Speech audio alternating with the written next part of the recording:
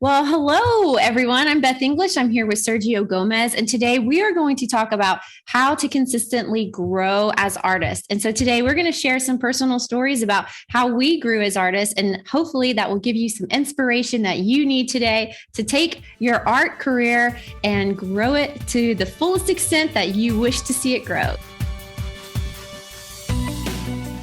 Resources, inspiring interviews, business practices, and practical advice to take your art career to the next level. Join Sergio Gomez in today's Artist Next Level and get ready to take control of your career.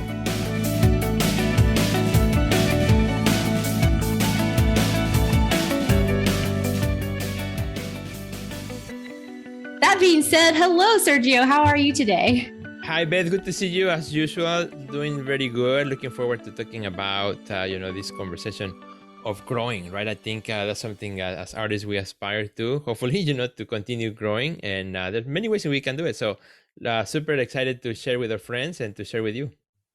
Yeah, definitely. One of the things I wanted to point out about how to grow as an artist is that we all are on our own path, right? We grow at the rate in which we are able and willing to grow. And so if we see other people growing faster than us or slower than us, I think it's important to remind ourselves that we go at our own pace and to just focus on us and not let outside distractions interfere with our own personal growth journey, because timing is everything. And so when someone else might be growing quickly, that doesn't mean that something's wrong with us. It just means that it's maybe our time of not of harvest, right? And so we sometimes have to be planted and then wait, and then growth happens and then we wait. And so we just have to be connected to ourselves so that we know the pace that we're going at is the right pace for us. And so my point saying that is, if you feel ready and like it's time for you to grow, it's time to take a step forward, listen to that voice and do something about it. And something I love to do is to take classes, take workshops, things like that. And not just painting, like things outside of painting that are helping me grow in all sorts of areas of my life, whether that's personal development or professional development, or things that just spark joy in my life. Things that bring in new information, new energy, I think is a great way to help us grow in our art career. Mm-hmm. Yeah, absolutely. I think that, growth has to be intentional, right? It has to be an intentionality to it so that it actually happens and in a way that we want to happen. I mean, we can grow in many ways. We can grow by the mistakes that we make. We can grow by our failures, but we can also grow by choice, right? Of the things, as you mentioned, things that we want to do and so on. One of the best ways I kind of in tune myself to grow on a weekly basis is through my podcast, right? There are a number of podcasts with specific things that I love. I love all things marketing, of course, art, what's happening in the art market, and also some favorites that I love to listen to, NPR, and things like that. So I make sure that during the week, I tune into those things because when I finish an episode, I grew a little bit, right? I learned a little bit of something on a specific area that I want to know more about, that I care about. And I think we have today now this wonderful technology that you can learn on the go. You can learn anywhere you want. Almost makes this idea of the kind of like self-taught artist, almost like, well, there's really not a self-taught anymore because there are tools to learn just about anything you want, right? Out there somewhere in the world. So, but which I think is great. I love this topic. Yeah, what you just said made me think of something that I always am thinking about in my mind, and that's slow growth is good growth.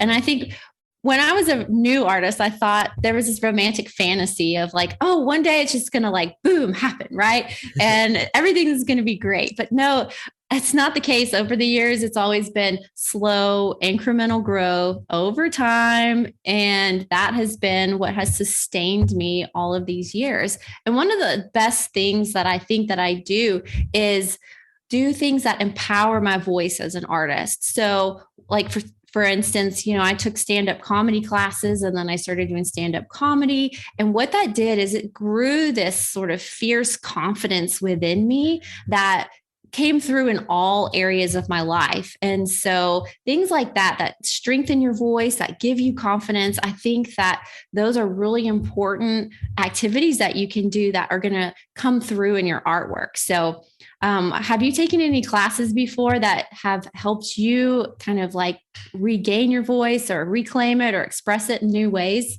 Oh, absolutely. That I totally believe on, always a learner, right? Always have to be learning. And in order to do that, you have to be a student. You cannot be a learner if you are just teaching. You have to be a student first and foremost. And yeah, for example, I remember very clearly a quick story. I always hated my voice, right? And Mm-hmm. especially when it's recorded, I just hate to hear, myself over the radio, over any device. I just don't like it. But I wanted to do a podcast before I started doing video and all that stuff, because I saw the value of it, and I really thought, I really want to start, recording this and interviewing artists and all these things. But I hate my voice. I hate my voice. So what I had to do is actually I took a class. I went for coaching. So there was this online podcaster who I really admired, and he was doing a class. So I first went to his webinar, like, I like this, I want this, and I signed up. And I went through all his courses, I became a student, and I learned a lot. And it really helped me out to kind of break my fear of hearing my voice, that, self-judgment of I'm not pronouncing this right, or, Mm-hmm. have an accent, whatever, all the ifs and voices that we have. But it was because I decided to be a student and absorb that in and learn from it, that I was able to kind of put all that stuff away, order Mm-hmm. my microphone and everything, and start my first podcast episode. And if the other day I actually went back to my first podcast episode just to listen to it. It's Uh-huh. so weird, it's like so different. I sound like it's so rehearsed, like so, kind of timid. How much has changed, over the years, to what now the things that we are doing. We just click go, and then here we are. So, but it's because I took the chance and wanted to be a student in order to learn. Mm. No, I love that story because out of it, you gain that confidence that you Yeah, needed to go and take action, which brings me to my next point, and that's just go for it. right. Like, if you feel like you're being pulled in a certain direction, just go for it. And if that means applying to competitions or applying for grants or whatever it is, like, because that takes a certain vulnerability to put yourself out there, right? And a lot of times we will shut ourselves down before we even take action. And so I think it's really important that we gain that confidence first and we use that as fuel to get us to create that momentum and go out and do the things that we want to do by just taking action, going for it, taking those risks that we know that we want to take. Maybe we have a little fear around it, but that's okay. Fear can be our friend just by acknowledging what it is that we care about. And so if we can just use it to fuel us to move forward, then we're going to put ourselves out there more consistently. And because of that, we're going to see more results in the end. I mean, any sort of energy you put forth, anything, you're going to see something come out of it on the other side. And so even if you get, rejected from art competitions or whatever, like just getting into the practice of putting yourself out there consistently is going to help you grow so much faster than if you just don't do it at all. And so I just want to encourage you all today, those of you watching, if there's something you want to do, if there's a risk you want to take, if there's confidence you need to rebuild in your life, take this as a sign and just go do it. Like, you are worthy, you are enough already, and you can take that and go forth and just be the best that you can be right now, because when you take those steps forward, you're going to be a different person on the other side of it. And just know, like, where you are now is not where you're always going to be. Moment by moment by moment, we are always growing, whether we know it or not. It's just a matter of like that intention, like you mentioned Right. earlier, Sergio. As long as we're putting that intention forth and before us, like we are going to get out of it what we're wanting to see. So Yeah, totally. Like you said, you have to take the risk. If you don't take the risk, there's no reward, right? And exactly. and that's how it works. I just kind of like the best story for me right now about this one is because I just released, just last week, a brand new body of work, which I'm slowly releasing as I'm finishing them up. And so Mm-hmm. totally new direction for me. I have been working with the human figure, abstract figure for 20 years, pretty much even Mm-hmm. older. So when my son was born, like I really wanted to do this, and I've been working at it, working at it, working at it. And then this summer I had, some new idea which it was scary. Like, should I really go into this? It's more abstract without the figure. And it's there's a sense of fear too, right? And say, well, everybody knows me for this, now I'm going to go into this direction. And but accepting that fear and going for it, I released the first couple paintings, and the acceptance has been amazing. Really, people are behind it, and it's really great. But I think, as you said, the vulnerability part, right? I share with my audience, say, hey guys, this is what I am. I'm starting something new. I don't know if it's gonna work, but I'd rather fall flat than just stay in my comfort zone. And the answers the positivity has been really great. So that gives me enthusiasm, right? Well, I'm gonna keep going. I'm gonna keep working at it.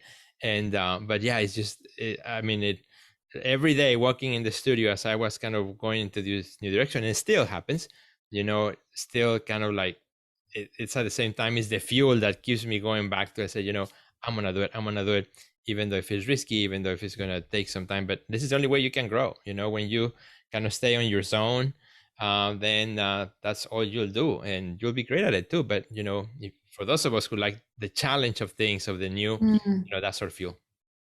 Oh, yes. And I love your new painting. Congratulations. And I saw the overwhelming support for it. And I just thought how exciting, because I know we had talked about it before, and you were feeling a little bit like, I don't know. And so just to see you come through that on the other side has been awesome. And especially to see how well received it has been. And so congratulations. Thank you.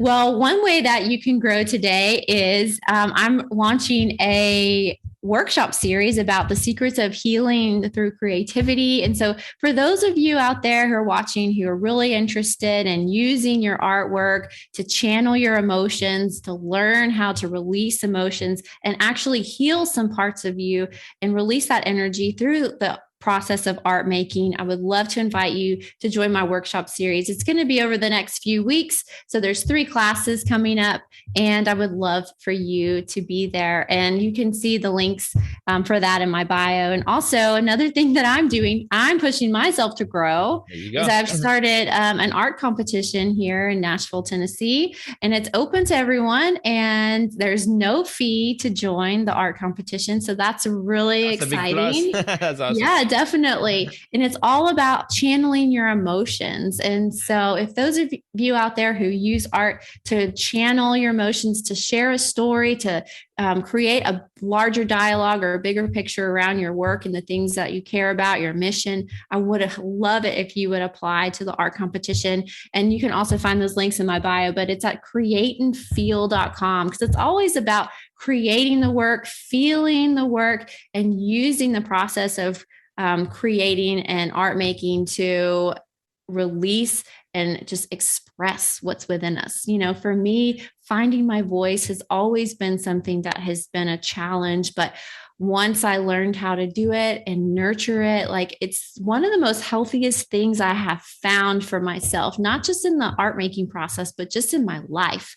And so this is a competition where I want you to go and use your bravest voice to share the most vulnerable, scariest parts of your heart and your mind and your spirit, and through the artwork, because I know how cathartic it can be. And so I would love it if you would just kind of come onto my page, go click on the links and see all the different things I have going on, especially the art competition. The deadline for that is October 31st. And so you have a little while before the submission ends, but we're doing a lot of cool things in the Nashville Creative Group this month. And so I'm just very excited to tell you all about it. So let me know if you have any questions. I'll be in the DMs ready to answer them. That is awesome. And what is cool is that it's open to artists anywhere in the world, right? It doesn't have to be from Nashville. So that is even better, opening more opportunities for this competition. And I'm super happy that you have invited me to be one of the jurors too for the competition. So I'm really excited for that, to share with others. And I can't wait to see the end. It's going to be awesome.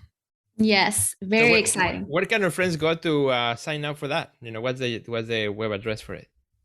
The art competition is createandfeel.com. So it's pretty easy, but if you want to just click on it right now, you go to my bio, there's a link and you'll see where you can access the art competition information. It'll tell you all about what's going on, how to get through it, and who the judges are, what the prizes are. We have some exciting prizes. So go check that out and let me know if you have any questions. And I can't wait to see your submissions come through. So awesome. Exciting.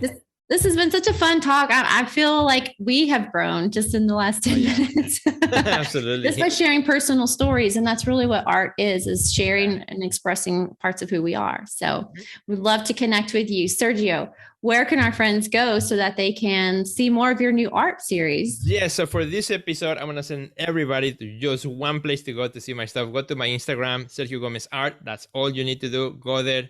Follow the new series, check it out. Let me know how you like it, what you don't like as well. Not just what you like, but certain things that you don't like. I'm all ears. Love to hear from you as well. Great. You guys can find me on Instagram and Facebook at Beth English. And remember, go to the links in my bio. So you can go to createandfeel.com and submit your work for the art competition. Can't wait to see it. And Absolutely. We'll see you next week too. We've got another great topic coming up every Wednesday. And so thanks for watching, and make sure you tell your friends, like and share. We'd really appreciate it. Absolutely. Bye, Beth. Goodbye, everybody. See you guys. Bye.